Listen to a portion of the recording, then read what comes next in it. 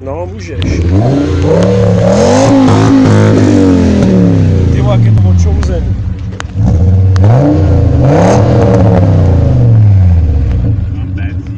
Hustý. Ještě. Mimo omezováč. Mám benzín. Ale jenom jednou omezováč.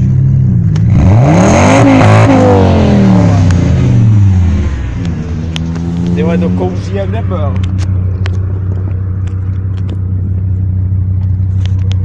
Dobrý. Ty vole.